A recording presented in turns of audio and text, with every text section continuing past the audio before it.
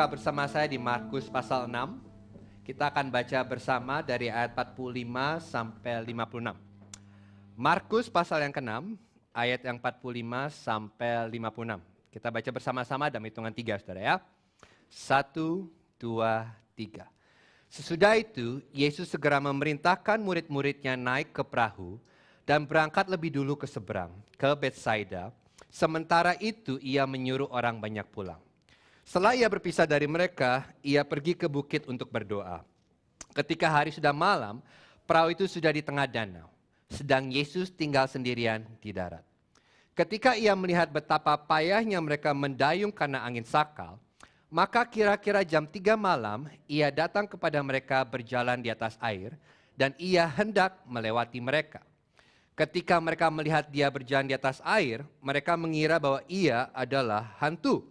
Lalu mereka berteriak-teriak, sebab mereka semua melihat dia dan mereka pun sangat terkejut. Tetapi segera ia berkata kepada mereka, "Tenanglah, aku ini, jangan takut." Lalu ia naik ke perahu mendapatkan mereka, dan angin pun redalah. Mereka sangat tercengang dan bingung, sebab sesudah peristiwa roti itu mereka belum juga mengerti, dan hati mereka tetap degil. Setibanya di seberang, Yesus dan murid-muridnya mendarat di Genesaret dan berlabuh di situ. Ketika mereka keluar dari perahu, orang segera mengenal Yesus. Maka berlari-larilah mereka ke seluruh daerah itu dan mulai mengusung orang-orang sakit di atas tilamnya kepada Yesus. Di mana saja kabarnya ia berada, kemanapun ia pergi, ke desa-desa, ke kota-kota, atau ke kampung-kampung, orang meletakkan orang-orang sakit di pasar dan memohon kepadanya supaya mereka diperkenankannya hanya menjabah jubahnya saja. Dan semua orang yang menjamahnya menjadi sembuh. Kita berdoa. Bapa kami terima kasih buat firman-Mu. Kami percaya firman-Mu penuh kuasa dan sewaktu kami mendengar firman-Mu, kami percaya hidup kami diubahkan. Berbicaralah kepada kami, karena yang perlu kami dengar bukan perkataan manusia. Yang perlu kami dengar adalah perkataan Raja segala Raja. Karena itulah yang menciptakan kehidupan di mana tidak ada kehidupan. Itulah yang memberikan harapan di mana tidak ada harapan. Nyatakan pribadimu, jemaatmu siap mendengar, pergunakan perkataanku yang terbatas untuk menunjukkan pribadimu yang tidak terbatas. Di dalam satu nama kami minta doa ini dalam nama Tuhan Yesus Kristus. Amin. Saya berduduk. Nah, hari ini saya judul khotbahnya, tenanglah dan jangan takut. Nah, saudara pernah nggak saudara ya, saudara merasa sangat lelah setelah saudara turun dari pesawat? Ketika saya masih di universitas, saya itu sering terbang pulang pergi antara Sydney dan Dallas, saudara ya. Dan saya sering menggunakan Korean Air. Bukan karena saya penggemar Korea, bukan. Tetapi karena tidak ada penerbangan langsung antara Sydney dan Dallas. Jadi saya itu harus transit di satu kota. Dan yang luar biasa tentang Korean Air, dia menyediakan hotel 1 malam gratis transit di Incheon. Jadi penerbangan dari Sydney ke Incheon itu sekitar kira-kira 11 jam. Dan dari Incheon ke Dallas itu 13 jam, saudara ya. Jadi setelah saya turun dari pesawat, tentu saja saya merasa sangat amat lelah. Ada saudara yang tahu apa yang saya maksudkan? Nah, pertanyaannya kalau gitu begini. Kenapa kita merasa lelah sewaktu kita turun dari pesawat? Bukankah ini menarik, saudara? Karena perhatikan, yang saudara duduk, yang saudara lakukan selama penerbangan panjang itu, saudara ngapain aja? Duduk, makan, minum, nonton, baca, tidur, toilet, ulang lagi. Benar saudara ya? Tapi mengapa begitu saudara sampai dan turun, saudara merasa lelah? Nah, penelitian menunjukkan ternyata yang membuat kita lelah itu saudara, bukan apa yang kita lakukan, tetapi apa yang kita dengar di dalam pesawat. Kita lelah karena ternyata kita terus-menerus mendengar suara mesin pesawat. Nah, mungkin kita tidak menyadarinya, tetapi suara itu ada di latar belakang dan mereka menyebutnya apa saudara? White noise. Saudara pernah dengar istilah itu? Nah, jadi apa yang terjadi? Meskipun sepertinya kita tuh nggak mendengar suara itu, tetapi otak kita mendengarnya dan memprosesnya di latar belakang selama berjam-jam. Itulah sebabnya kita lelah sewaktu kita turun dari penerbangan yang panjang. Nah, mari saya bawa ini ke dalam kehidupan kita sehari-hari, saudara ya.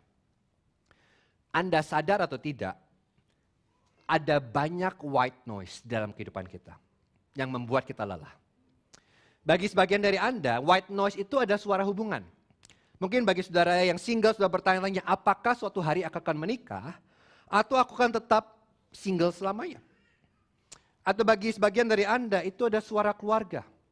Saudara sudah menikah dan saudara bertanya-tanya, apakah suatu hari aku akan punya anak? Atau saudara yang sudah punya anak, saudara berpikir, aduh gimana masa depan anakku nanti? Atau bagi sebagian dari saudara, suara itu adalah suara mungkin kebangkrutan, perceraian, pekerjaan, sekolah, atau penyakit. Atau mungkin bagi sebagian dari kita, suara itu ada suara ketidakpastian akan masa depan. Jadinya, saudara tahu bahwa ada sesuatu yang belum tentu terjadi, tetapi saudara terus memikirkan hal itu dalam pikiran Anda. Jadi apapun suara itu terus berputar di latar belakang kehidupan kita dan kita menjadi lelah karenanya. Dan tentu saudara nggak diam saja. Saudara berusaha dengan keras untuk melakukan sesuatu. Namun, tampaknya untuk setiap langkah maju, satu langkah maju yang saudara ambil, angin kehidupan mendorong Anda mundur 10 langkah. Saudara tahu apa yang saya maksudkan? Dan itu membuat kita lelah. Dan jika itu Anda, pagi hari ini saya punya kabar baik buat Anda. Karena sosok yang mengendalikan suara-suara dalam kehidupan Anda, peduli terhadap Anda. Dia tidak meninggalkan Anda dan dia akan datang kepada Anda. Nah kalau sudah perhatikan tentu ya, jadi topik kita hari ini berbicara tentang badai. Nah cerita badai ini saudara, saya harus jelaskan ya, berbeda dengan cerita khotbah badai saya 3 bulan yang lalu. Tapi seandainya sama pun, menurut saya, saudara tidak akan sadar. Kenapa? Karena saudara bahkan tidak ingat apa yang saya khotbahkan bulan lalu. Oke? Tapi badai yang ini berbeda dengan badai yang terakhir kali. Karena badai yang terakhir kali terjadi dalam perjalanan Yesus dan murid ke Gerasens. Kalau badai hari ini adalah kelanjutan dari cerita 5 roti dan 2 ikan. Oke?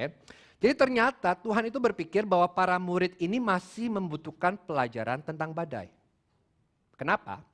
Karena mereka belum memahami pelajaran yang Yesus ajarkan sebelumnya. Oke? Kenapa? Perhatikan nih, karena hidup dengan iman bukanlah sesuatu yang alami bagi kita. Jadi para murid itu masih belum mengerti apa artinya untuk hidup dengan iman. Saudara tahu apa yang alami buat kita? Hidup dengan apa yang kita lihat. Kekhawatiran adalah hal yang alami bagi kita. Mempercayai diri sendiri adalah hal yang alami bagi kita. Keraguan adalah hal yang alami bagi kita. Tetapi hidup dengan iman ini berlawanan dengan intuisi kita sebagai manusia. Dan karena itu tidak ada yang bisa mengajarkan kita apa artinya hidup dalam iman seperti badai kehidupan. Kenapa? Karena badai itu membuat kita tidak berdaya. Coba saudara pikirkan ya. Dengan semua kemajuan teknologi zaman ini, kan kita zaman ini luar biasa teknologi ya. Kita bisa memprediksi cuaca. Setuju saudara? Tetapi kita tidak bisa menghentikan cuaca. Kita tahu New South Wales bahkan hujan lebat, tetapi kita tidak bisa menghentikan banjir untuk datang. Dan ini yang kita ketahui. Dan hanya ada, jadi satu, kalau saudara mau tahu apa isi khotbah saya dengan beberapa kalimat, ini isinya. Hanya ada satu sosok yang bisa mengendalikan badai. Dan badai kehidupan dirancang bagi kita untuk melihat kepada Yesus dan menyaksikan kemuliaannya.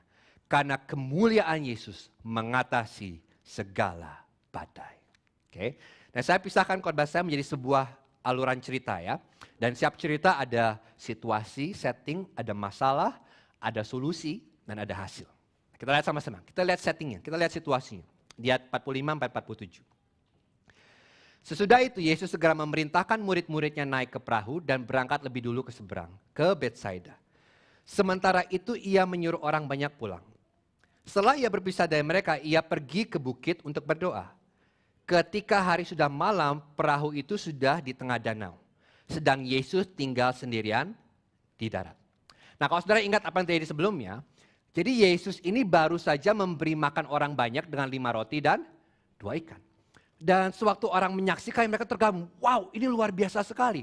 Dan kemudian mereka ingin menjadikan Yesus sebagai raja dengan paksa. Saudara tahu kenapa? Perhatikan.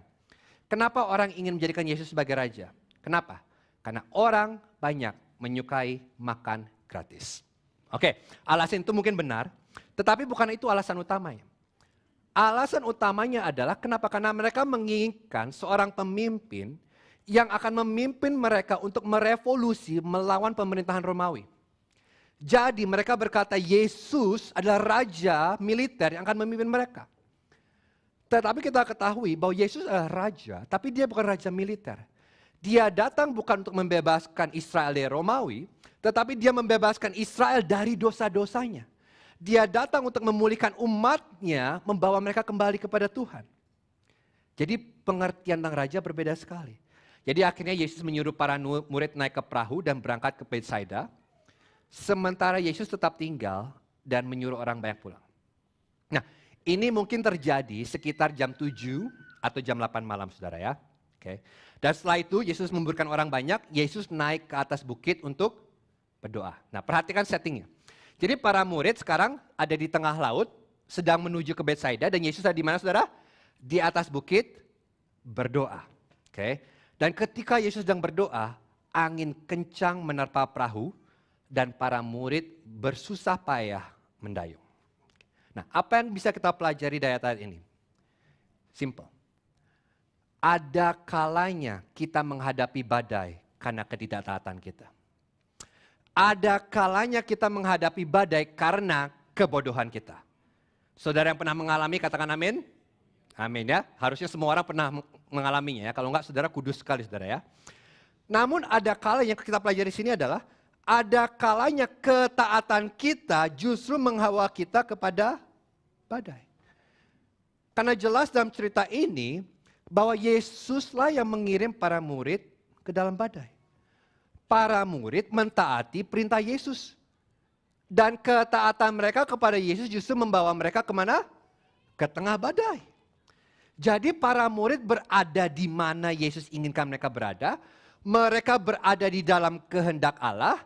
Dan mereka menghadapi badai. Nah, beberapa waktu yang lalu, keluarga Yusuf menghadapi badai. Nama badainya adalah Barona, saudara ya, badai corona. Nah, ini bermula dari papi mami saya yang tes positif di hari Minggu malam. Oke. Dan seketika itu juga, saya langsung menjauh dari mereka. Saya langsung mengisolasi diri saya dalam kamar, dan saya selalu pakai masker.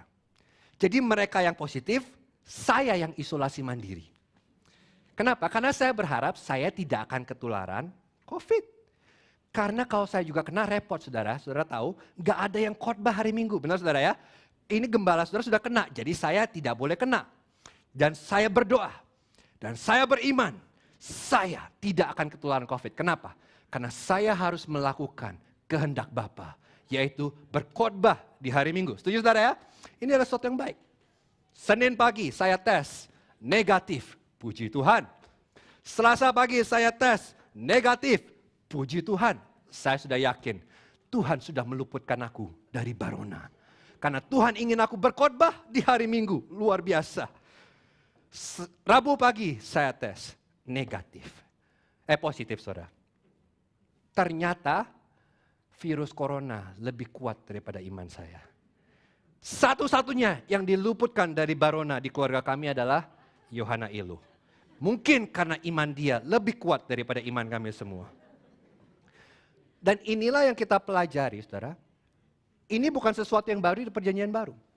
Karena kalau saudara lihat seluruh Alkitab, seringkali ketaatan kepada Tuhan itu membawa kepada badai.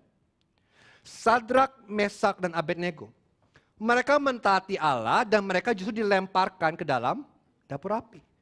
Daniel mentaati Allah dan dia dilemparkan ke dalam gua singa. Ayub mentaati Allah dan dia kehilangan segalanya. Nah, saudara bisa lihat apa yang terjadi? Ketaatan kepada Allah itu enggak nyaman. Ketaatan kepada Allah sering membawa justru ke dalam badai. Tetapi pada saat bersamaan, ketaatan kepada Allah juga membawa kita ke dalam sukacita. Karena jika Sadrak, Mesak, dan Abednego tidak pernah dilemparkan ke dalam api, Mereka tidak akan pernah melihat sosok yang berdiri bersama mereka di dalam dapur api. Kalau Daniel tidak pernah dilemparkan ke gua singa, dia tidak akan pernah melihat tangan Tuhan yang perkasa yang menutup mulut singa. Kalau Ayub tidak kehilangan segalanya, dia tidak akan dapat berkata, hanya dari kata orang saja dulu aku mendengar, tetapi sekarang mataku memandang Engkau. Dan ini yang harus kita mengerti. Ketaatan kepada Yesus akan sering membawa kita ke dalam kesukaran badai dan sukacita keintiman. Jadi pertanyaannya, kalau hari ini saudara tidak mengalami sukacita keintiman berjalan dengan Tuhan, mungkin karena saudara tidak mentaati Yesus. Mungkin karena saudara belum berkata iya kepada perintah Yesus. Karena saya janji saudara, tidak ada kehidupan kekristenan tanpa badai. Sewaktu saudara mendaftar untuk mengikuti Yesus, saudara mendaftar untuk badai.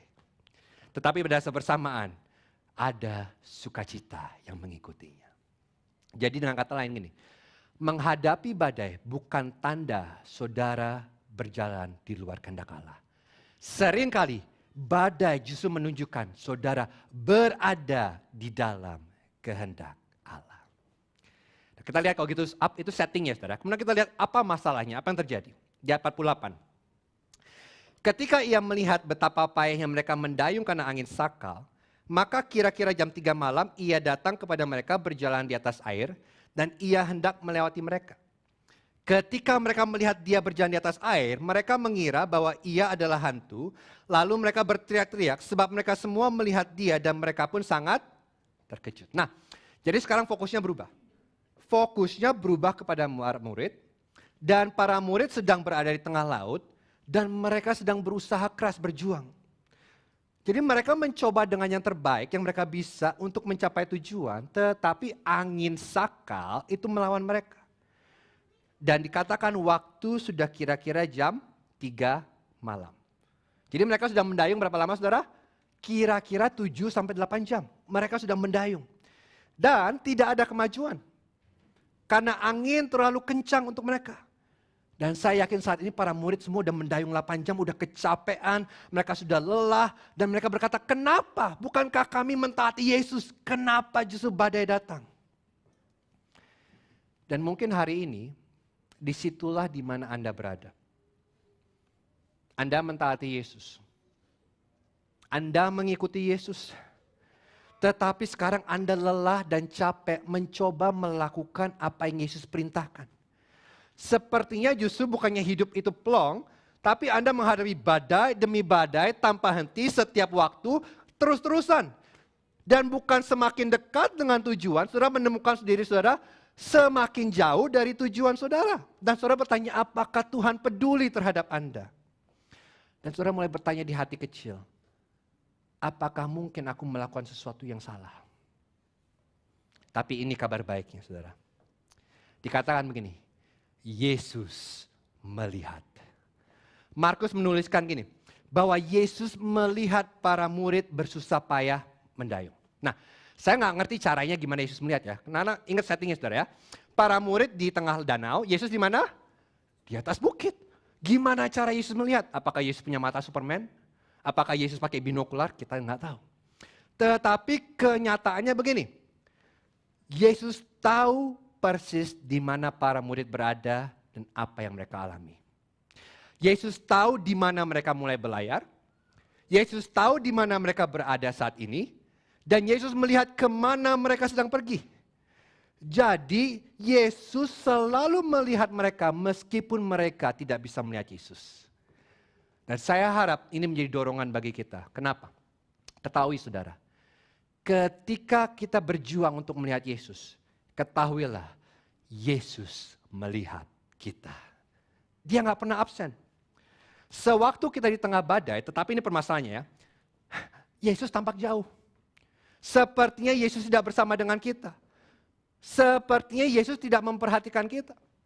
Mungkin Yesus memperhatikan tetangga kita, orang-orang lain di gereja. Yesus sibuk membantu kehidupan mereka. Tetapi sepertinya dia tidak peduli dengan kita. Namun itu tidak benar. Bahkan ketika tampaknya Yesus tidak memperhatikan, Yesus sangat memperhatikan setiap hal yang terjadi dalam kehidupan kita. Dia melihat apa yang kita alami. Tetapi ini yang harus kita mengerti.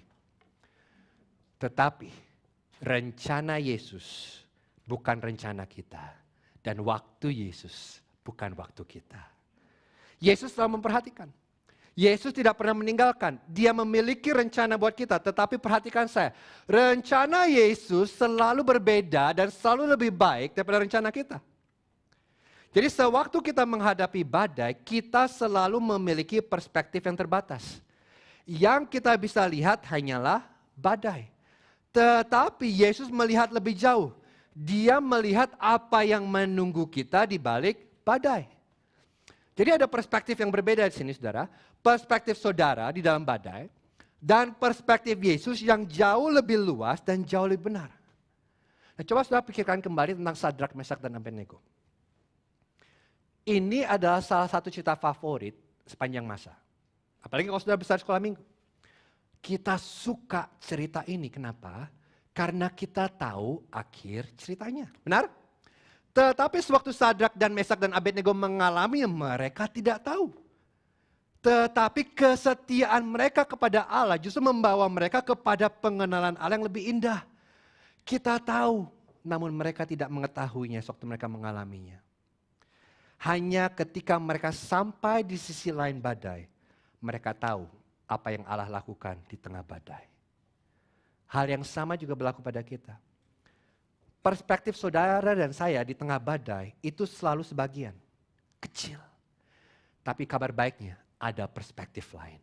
Ada perspektif Allah.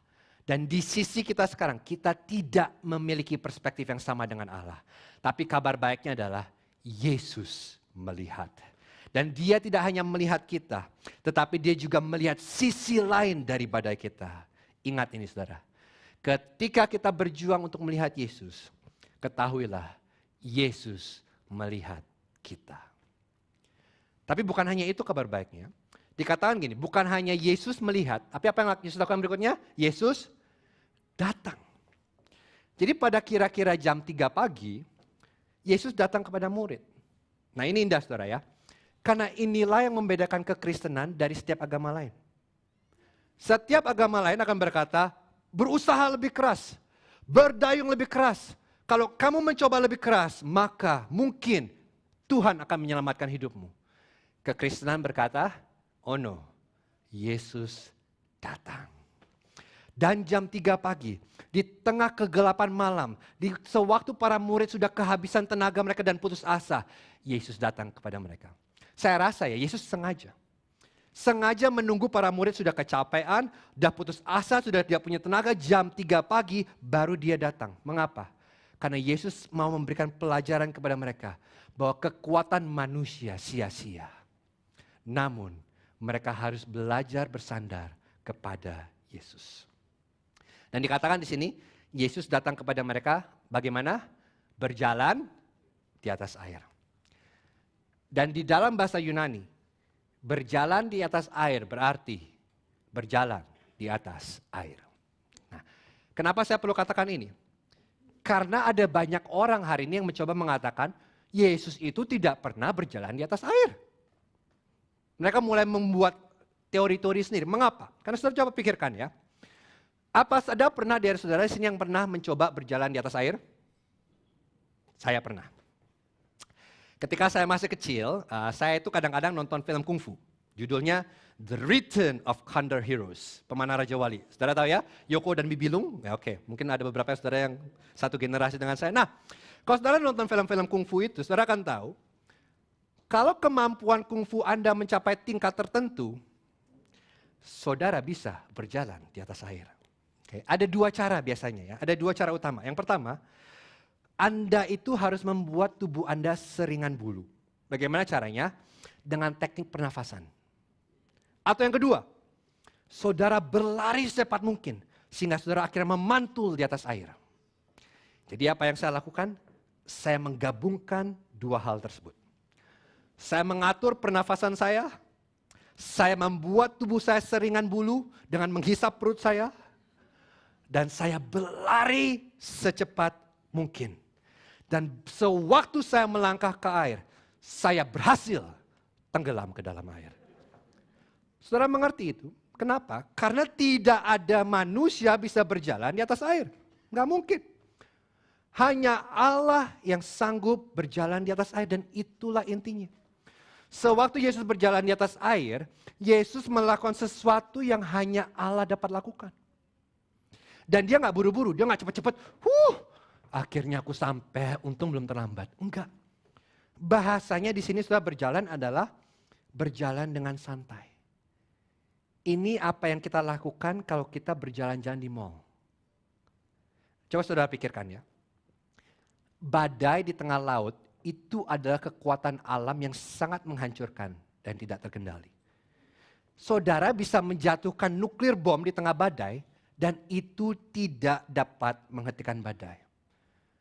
Tetapi sekarang Yesus sedang jalan dengan santai di tengah badai, di atas air lagi. Dan kemudian yang Markus katakan selanjutnya sangat menarik.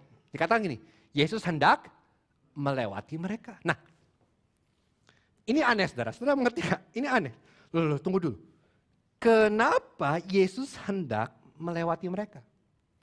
Ini kedengarannya seperti begini saudara. Yesus lagi berjalan di atas air, santai-santai, terus dia mencoba menyelinap. Oh lihat para murid, dia coba pelan-pelan menyelinap. Dia ketawa, aku berjalan di atas air. Kalian badai, kasihan deh kalian. Aku mau coba nyelinap deh. Terus lagi dia coba menyelinap, tiba-tiba salah murid ngeliat, oh ada Yesus. Ya ketahuan, ya sudahlah aku bantu mereka. Sepertinya seperti itu kan saudara ya. Namun bukan itu yang terjadi. Saudara harus mengerti bahwa kata melewatkan digunakan berkali-kali dalam perjanjian lama untuk menggambarkan penyingkapan kemuliaan Allah. Saya beri satu contoh.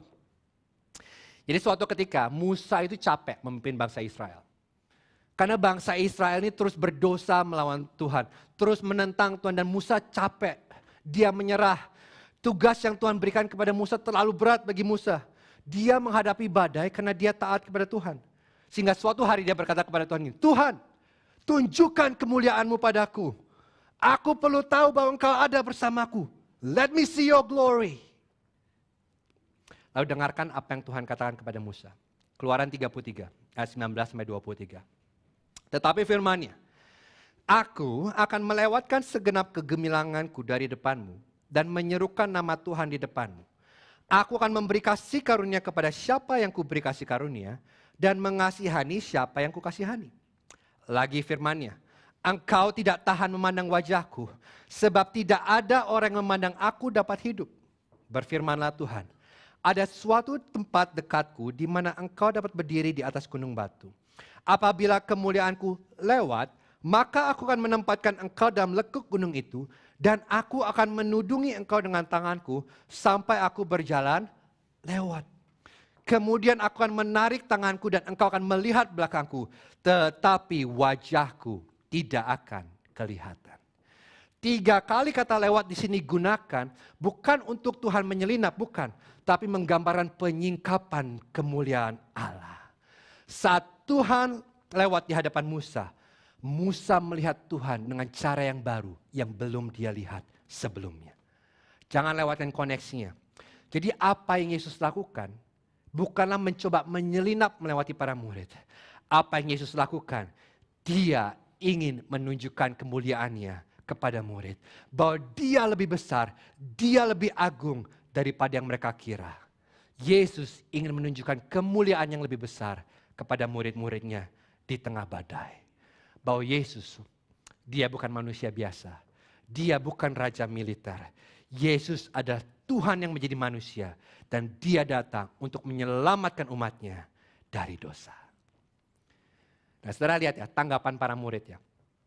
Jadi ketika para murid melihat Yesus berjalan di atas air, mereka sangat ketakutan. Nah bayangin adegan ini sama saya saudara ya. Jadi mereka lagi bersusah payah, lagi mendayung kan, tengah malam, jam 3 pagi, udah 8 jam. Dan tiba-tiba salah satu murid melihat ke kanan gitu, dan berkata, teman-teman, aku melihat ada orang di atas air. Terus para murid yang lain, di atas air, ngaco kamu, mana ada orang di atas air. Enggak beneran, ada orang berjalan di atas air di tengah badai. dan dia berjalan ke arah kita. Jadi kemudian semua para murid melihat ke kanan bersama-sama. Dan apa yang terjadi? Kemudian mereka mulai berteriak-teriak apa? Hantu, hantu, tolong, tolong, hantu. Bukan Tuhan ya, hantu. Nah, sebelum saudara ketawa, bayangkan saudara di posisi mereka. Saudara juga pasti ketakutan. Kenapa? Seandainya Yesus datang kepada mereka berenang, freestyle gitu ya. Mereka, wah luar biasa. Tuhanku jago berenang, Yesus jago berenang. Mereka terkejut tapi tidak takut. Tapi kalau sekarang di tengah badai, ada orang berjalan di atas air ke tengah mereka di tengah malam, tentu saja mereka takut. Saudara dan saya juga pasti takut. Kenapa? Karena ini tidak normal. Mereka sudah melewati banyak badai sebagai nelayan. Tetapi mereka belum pernah melihat orang berjalan di atas air. Di tengah badai. Kategori yang mereka miliki hanya satu.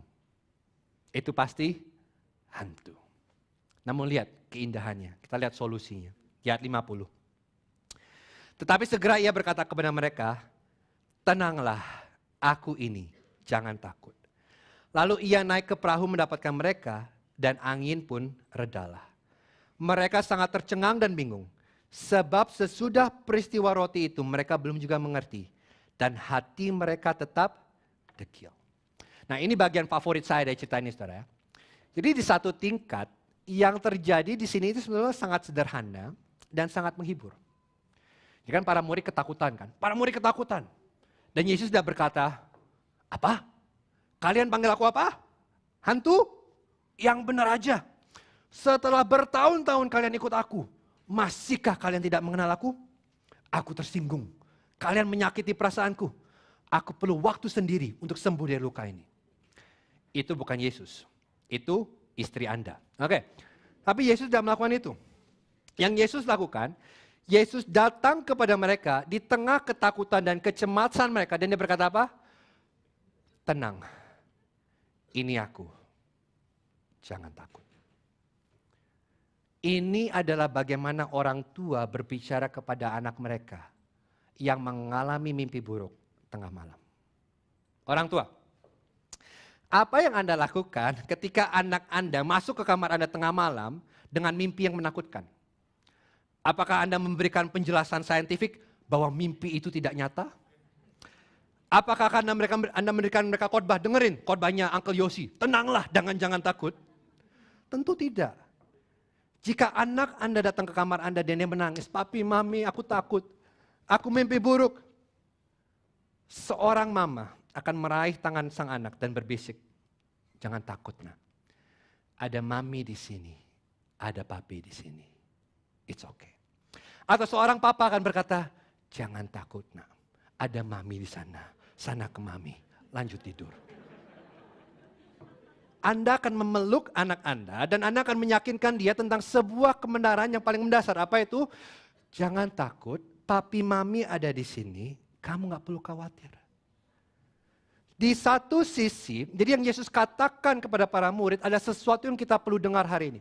Mungkin dari saudara hari ini ada saudara yang penuh dengan kecemasan, penuh dengan kekhawatiran, penuh dengan ketakutan, dan saudara perlu mendengar Yesus berbisik sebuah pelajaran teologi yang sangat sederhana namun sangat mendalam.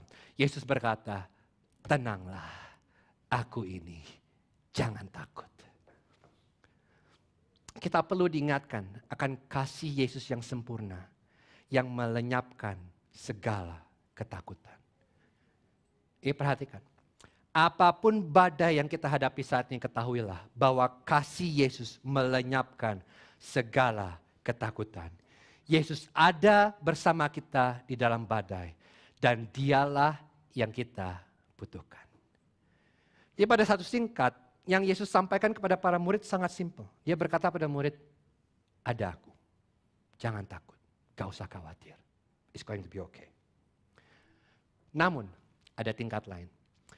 Ada tingkat lain di mana Yesus mengatakan sesuatu yang sangat dalam. Dan itu ada di sebuah perkataan ini. Aku ini. Nah, di bahasa Indonesia tidak jelas. Tetapi di dalam bahasa Yunani, penggunaan kata aku ini itu berasal dari sebuah kata ego eimi. Dan inilah perkataan yang Allah pakai untuk menggambarkan dirinya ketika dia menyatakan dirinya kepada Musa melalui semak berapi. Jadi suatu hari Musa bertanya kepada Allah, Tuhan, Allah, siapa namamu? Siapa yang aku harus katakan mengutus aku kepada bangsa Israel? Dan saudara tahu jawaban Allah? Allah berkata, aku adalah aku. I am who I am. Dan di dalam bahasa Yunani, I am who I am, aku adalah aku diterjemahkan sebagai ego eimi. Dan arti di balik nama aku, saudara, sangat indah. Karena Tuhan, sewaktu dia berkata, aku adalah aku, dia berkata begini, aku ada dengan sendirinya. Aku tidak membutuhkan siapapun selain diriku sendiri. Aku baik sendirian. Dan itu juga berarti bahwa Allah mandiri. Dia adalah air mancur yang akan terus mengeluarkan airnya dan tidak akan pernah kering. Dia tidak pernah lelah. Dan ini juga berarti bahwa Allah itu abadi dan tidak pernah berubah. Tidak ada dahulu di mana Allah tidak ada. Tidak akan ada waktu di mana Allah tidak Allah. Tidak ada. Dahulu dia adalah Allah, sekarang dia adalah Allah, dan selamanya nama dia tetap aku adalah aku. Tidak ada yang dapat mengubah Allah. Dan tidak ada yang bisa menggerakkan Allah. Inilah artinya, aku adalah aku. Dan sekarang, di dalam bahasa Yunani dikatakan, ego eimi. Saudara tahu apa yang Yesus lakukan? Sewaktu dia berkata, ego eimi, dia sedang berkata kepada para murid, nama Allah yang kudus, yang kalian sudah dengar ribuan tahun, itulah aku. Yesus mengambil nama kudus Allah dan memakai pada diri sendiri.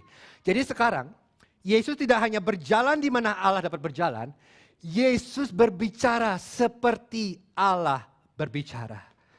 Dan dengan kata lain, di tengah badai ini yang terjadi. Yesus menyatakan dirinya sebagai satu-satunya Allah yang kekal, yang tidak pernah berubah. Dan inilah alasan para murid bisa tenang. Inilah alasan kenapa mereka tidak perlu takut. Karena aku adalah aku datang kepada mereka. Dan ketika Yesus naik perahu, dikatakan begini, angin kencang segera berhenti dan kehadiran Yesus dalam perahu mengatasi segala badai. Dan para murid terkejut. Mengapa? Dan ini sangat menarik dan ini sangat penting untuk kita mengerti mengapa Yesus mengizinkan mereka melewati badai. Ayat 52. Sebab sesudah peristiwa roti itu, mereka belum juga mengerti dan hati mereka tetap degil. Nah, setelah lihat apa yang terjadi? Seharusnya para murid sudah tahu siapa Yesus. Memberi makan 15.000 orang dengan 5 roti dan 2 ikan, seharusnya sudah memberitahu mereka bahwa Yesuslah yang mereka butuhkan. Bahwa Yesuslah satu-satunya yang mereka butuhkan. Bahwa Yesuslah Tuhan yang menjadi manusia. Bahwa Yesus berdaulat atas alam semesta. Bahwa Yesus lebih dari cukup.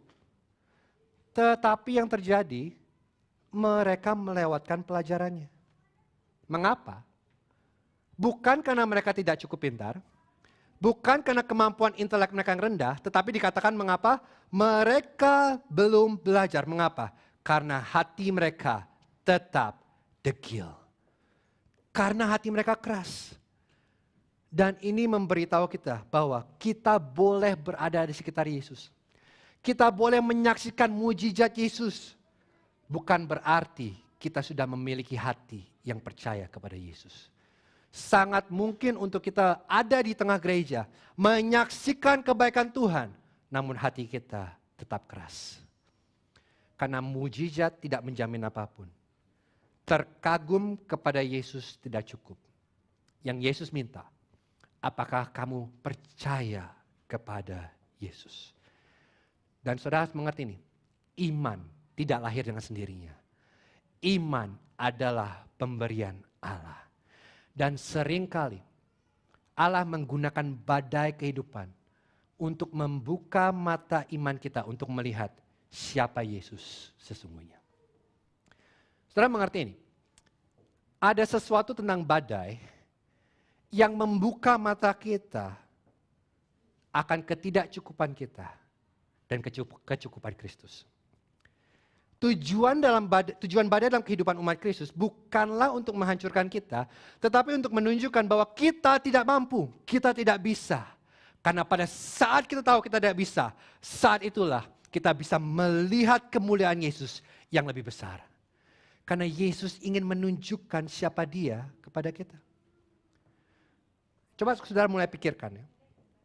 Kalau tujuan Yesus adalah menghentikan badai, Yesus tidak perlu berjalan di atas air. Yesus tidak perlu datang kepada para murid. Yesus bisa menghentikan badai dari atas bukit dengan perkataannya. Kenapa? Karena angin dan badai tahu siapa pencipta mereka. Dan mereka tunduk kepada perkataan Yesus. Tetapi Yesus sengaja datang kepada mereka, Yesus sengaja berjalan di atas air, Yesus sengaja menunjukkan kemuliaannya. Mengapa? Karena Yesus tahu bahwa yang dibutuhkan para murid lebih daripada badai cepat berhenti. Mereka harus bisa melihat kemuliaan Yesus. Karena inilah kebutuhan terutama para murid. Bukan buat badai berhenti, buat mereka mengenal siapa Yesus sebenarnya. Dan Yesus sangat sabar kepada para murid. Karena para murid terus melewatkan pelajarannya. Tapi Yesus tidak menyerah terhadap mereka. Dan inilah yang memberikan kita harapan hari ini. Karena kalau kita boleh jujur, saudara dan saya tidak lebih baik daripada para murid. Seharusnya kita sudah tahu. Ketika kita menghadapi badai dahulu, Allah setia kepada kita. Allah menolong kita. Tetapi sewaktu kita menghadapi badai saat ini, kita masih mempertanyakan Tuhan. Kita masih komplain kepada Tuhan. Kita masih ragu. Dan kenyataannya adalah gini, seringkali kita juga gagal belajar yang sama. Tapi Yesus sabar dengan kita. Kita ingin badai cepat berakhir. Yesus ingin kita melihat kemuliaannya yang lebih besar di dalam badai. Dan itulah kenapa Dia mengizinkan badai terjadi dalam kehidupan kita. Perhatikan ini. Kebutuhan terutama kita bukanlah untuk keadaan kita menjadi baik. Kebutuhan terutama kita adalah sosok yang berdaulat atas semua keadaan kita. Kita tidak perlu takut badai ketika Dia yang berdaulat atas badai ada untuk kita. Jadi pagi hari ini, apapun badai yang saudara hadapi, apapun badai yang saudara akan hadapi di masa depan, saya ingin saudara mendengar perkataan Sang Penguasa, Pencipta alam semesta. Dia berkata, tenanglah, aku ini, jangan takut. Yang kita butuhkan di tengah badai adalah pribadi Yesus. Namun di sini ada sebuah teka-teki yang harus kita pecahkan. Karena dalam perikop ini, sewaktu Yesus menunjukkan kemuliaannya, Dia berkata kepada murid, jangan takut. Dan para murid menjadi tenang. Namun dalam perjanjian lama, setiap kali Allah menyatakan kemuliaannya, yang terjadi orang-orang malah justru ketakutan.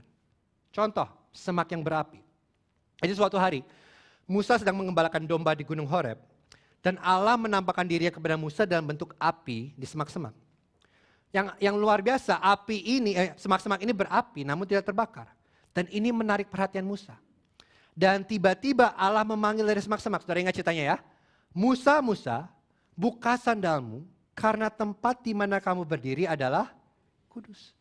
Dengan kata lain Tuhan berkata kepada Musa, Musa, hati-hati. Jangan terlalu dekat. Jangan terlalu dekat kepadaku. Karena aku kudus. Lepaskan sandalmu. Karena kalau kamu mendekat, kamu mati. Dan kekudusan Allah membuat Musa begitu gentar sampai dia takut melihat Allah. Tidak ada seorang pun manusia yang bisa merasakan dan melihat kemuliaan Allah dan tidak takut. Karena kehadiran Allah yang kudus membuat kita ketakutan. Karena kekudusan Allah menghancurkan orang berdosa. Tapi di sini Yesus berkata kepada murid ini, akulah Allah yang kudus, ego eimi. Tenang, jangan takut. Apa yang terjadi? Karena sekarang kemuliaan Allah yang tidak terbatas bekerja untuk mereka dan bukan melawan mereka. Dan inilah saudara kunci supaya kita tidak takut. Kita perlu tahu bahwa kemuliaan Allah yang tidak terbatas dan kuasa Allah yang tak terhingga tidak bekerja melawan kita, melainkan bekerja untuk kita. Pertanyaannya, bagaimana kita tahu? Bagaimana kita bisa tahu hari ini bahwa Allah bekerja untuk kita dan bukan melawan kita? Apa yang berubah? Mari saya beritahu jawabannya. Ada sesuatu yang berubah. Karena di perjanjian baru, ada sosok yang sudah membayar harga kekudusan Allah. Ada sosok yang sudah mati, mengambil konsekuensi kita meremehkan kekudusan Allah. Inilah yang Yesus lakukan di kayu salib. Yesus yang aku adalah aku. Dia datang ke dunia untuk menyelamatkan kita dari dosa kita. Di kayu salib saudara, aku adalah aku yang mulia, yang kekal, yang tanpa batas. Dia menjadi dosa dan dia dihukum supaya di dalam Yesus kita dibenarkan oleh Allah. Jadi hari ini ketika kita menaruh iman kita kepada Yesus, yang Allah lihat dari kita bukanlah kelemahan kita, bukanlah kekurangan kita, bukanlah dosa kita. Yang Allah lihat, dia melihat sosok yang kudus, tidak bercacat, dan tidak bercela. Bukan karena saudara, tetapi karena sewaktu kita menaruh iman kita kepada Yesus, kita ditutupi oleh kesempurnaan Yesus. Semua tetes murka Allah terhadap kesalahan saudara dan saya sudah diambil dan dibayar lunas oleh Yesus. Sehingga hari ini yang tersisa buat saudara dan saya hanyalah kebaikan dan kemurahan. Inilah alasan mengapa kita tidak perlu takut. Karena Yesus sudah mengenapi apa yang dijanjikan Allah dalam Yesaya. Perhatikan ini, janji yang begitu indah. Yesaya 43 ayat 1-3. Tetapi sekarang beginilah firman Tuhan yang menciptakan engkau, hai Yakub, yang membentuk engkau, hai Israel. Janganlah takut, sebab aku telah menebus engkau. Aku telah memanggil engkau dengan namamu. Engkau ini kepunyaanku. Apabila engkau menyeberang melalui air, aku akan menyertai engkau. Atau melalui sungai-sungai, engkau tidak akan dihanyutkan. Apabila engkau berjalan melalui api, engkau tidak akan dihanguskan. Dan nyala api tidak akan membakar engkau. Sebab akulah Tuhan Allahmu yang Maha Kudus, Allah Israel, Juru Selamatmu. Dan janji ini bukan hanya milik Israel. Sewaktu kita menaruh iman kita kepada Yesus, janji ini milik saudara dan saya. Tuhan Juru Selamat kita, Tuhan Allah kita tidak akan meninggalkan kita melalui air, sungai dan api. Apapun badai yang kita alami, kita bisa memiliki keyakinan. Kita bisa tidak takut. Kenapa? Bukan karena kita yakin kita pasti oke, tapi karena kita tahu siapa yang ada bersama dengan kita. Ada banyak hal yang kita tidak mengerti dalam badai. Tapi ada satu janji yang tidak bisa diambil dari kita. Tujuan akhir kita sudah ditulis.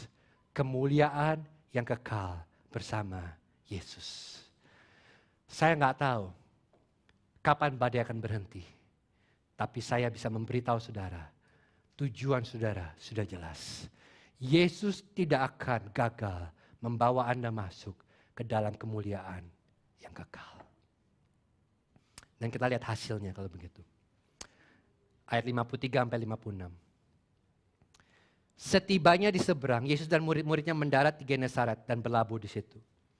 Ketika mereka keluar dari perahu, orang segera mengenal Yesus.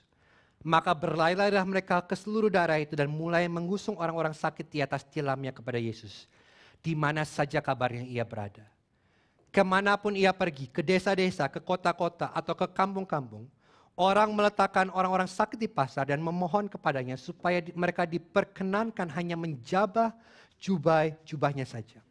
Dan semua orang yang menjamahnya menjadi sembuh. Jadi tidak lama setelah mereka naik perahu sampai di seberang. Namun yang menarik, ini yang perhatikan saudara, badai membawa mereka ke tempat yang berbeda dari tujuan awal. Karena mereka berlayar menuju ke arah Betsaida. Tetapi mereka mendarat di Genesaret. Nah perhatikan.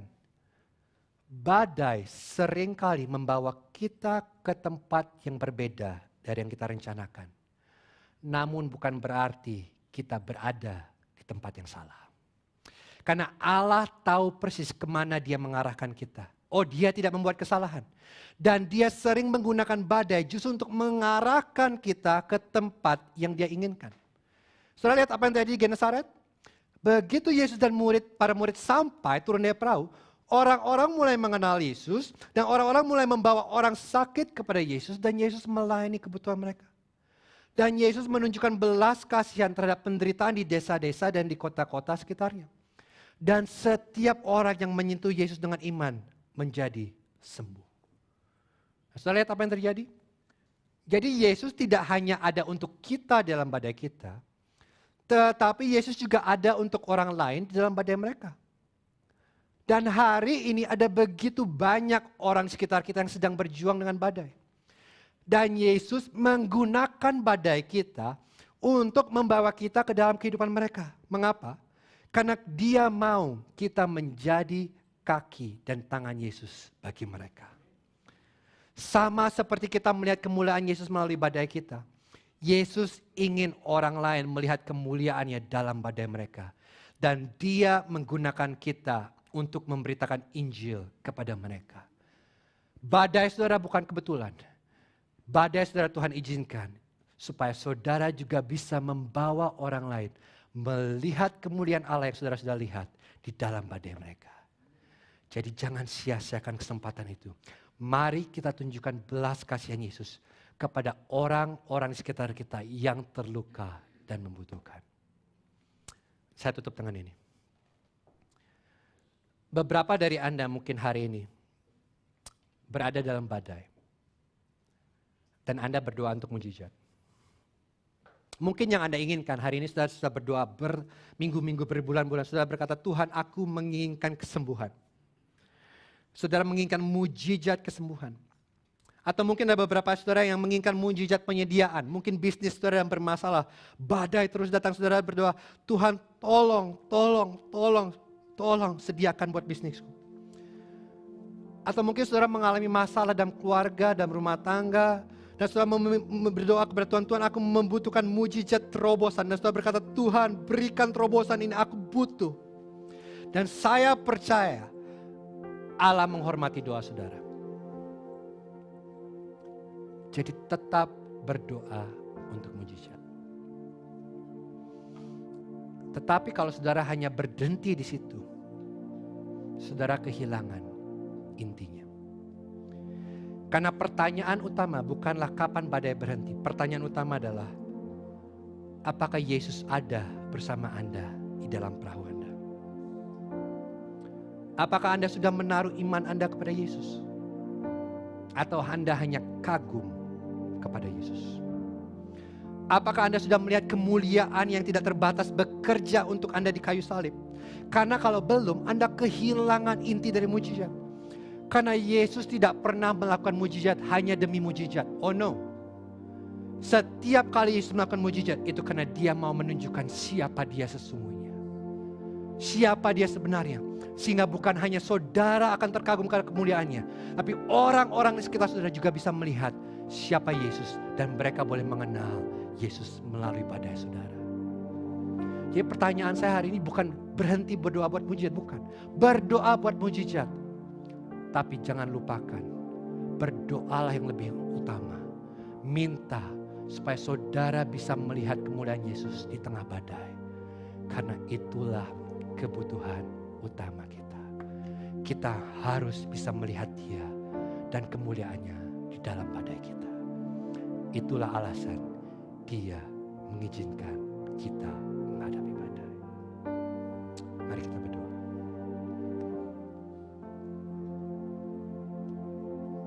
Bapak, aku berdoa. Setiap dari kami memiliki badai yang berbeda.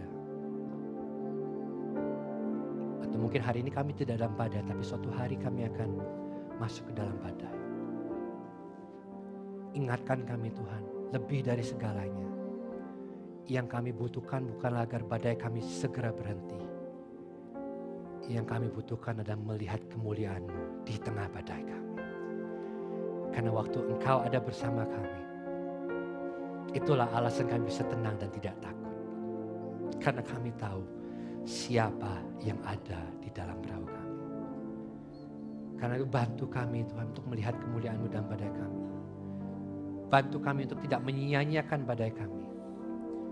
Bantu kami untuk terpesona akan keindahan salib Kristus. Dan biarlah itu yang menguatkan kami. Dan biarlah kami tidak menyia-nyiakan badai kami. Tapi biarlah melalui badai kami bisa membawa orang-orang melihat kemuliaan-Mu. Dan mereka boleh mengenal Yesus Kristus sebagai satu-satunya Allah yang hidup dan kekal.